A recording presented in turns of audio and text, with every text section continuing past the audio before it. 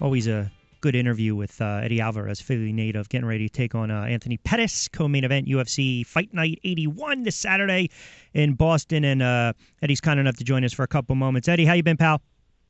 Excellent, man. How's it going? Everything's going well. Appreciate you jumping on board. And last time we spoke, I know you were getting set for your Melendez fight. And let's go back to that fight for a minute before we look ahead to Saturday. I think a lot of people don't remember the fight early on that not only were you absorbing a lot of punishment, but you were just kind of hanging around, grinding it out. What'd you take away from that fight? And mentally, what'd you take away that fight that you can kind of use going into this one against Pettis?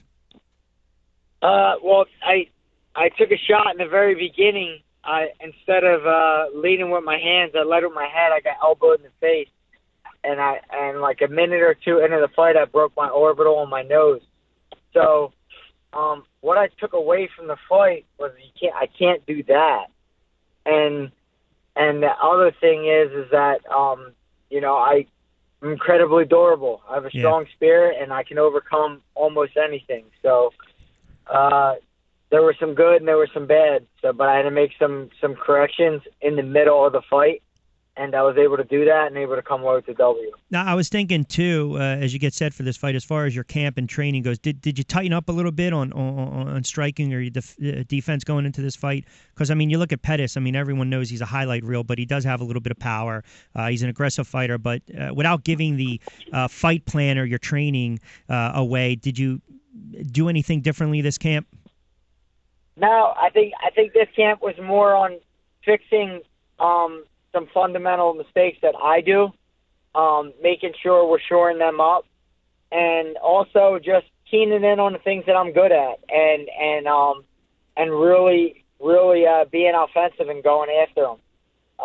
The game's always the same: put pressure on my opponents until I do enough damage so they quit or submit or the fight's over. So that's just that's always the game plan. It's just tweaking it a little better each time.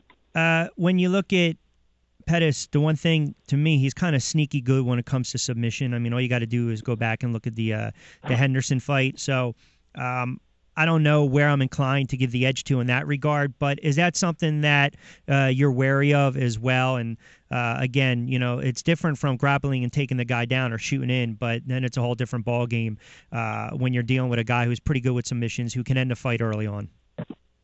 Look, Pettis is good everywhere. He didn't become the UFC champion by not being good.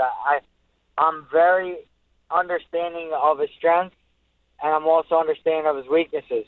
So, I think I'm the kryptonite for an Anthony Pettis. I'm the guy, the same guy that he's lost to. He's lost to Clay Guida, he's lost to Rafael Dos Anjos, and arguably lost to Jeremy Stevens. When you watch that fight, so for me, I feel as if I have the ability to be better than any one of them guys on any given night. So I just have to implement and do what I do best and go out there and put pressure on him. And I'm sure he'll buckle. Where you mentioned the kryptonite and some weaknesses. What again, without giving too much away, where do you see that he's a little weak where you can exploit? He doesn't do well with pressure. He doesn't do well with wrestling. When guys put pressure on him, when guys are stronger than him and they implement their strengths and they go after him, he doesn't do well. I'm that guy. That's what I do. That's what I do best. I make fights ugly. I get in people's faces, and that's what I'm good at. And that's what he doesn't do well at. So it's going to be, like always, an issue of what he believes and what I believe, and we'll see. We'll see who comes out, telling the truth. A couple more for you. I know we're a little tight on time. Again, Eddie Alvarez joining us for a couple moments.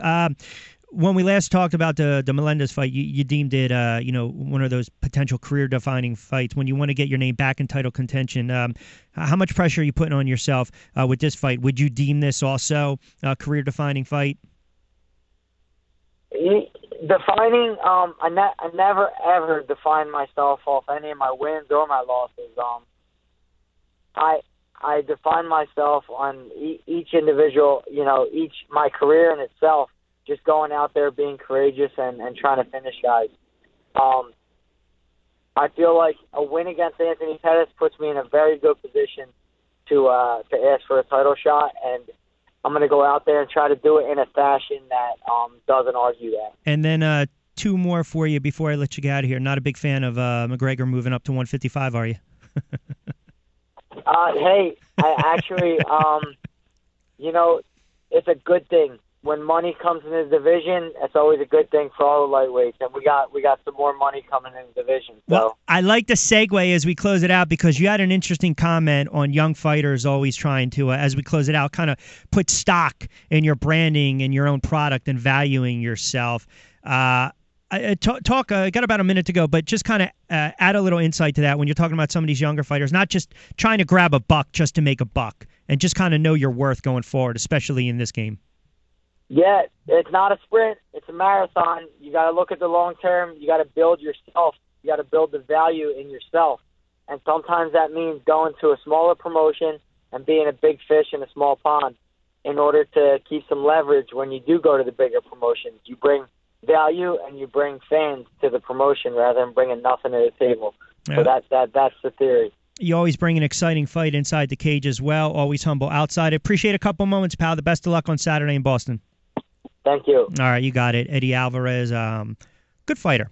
Good fighter. Philly native. Guys fought a ton of wars inside the cage. A veteran, takes a lot of shots, endures a lot of shots.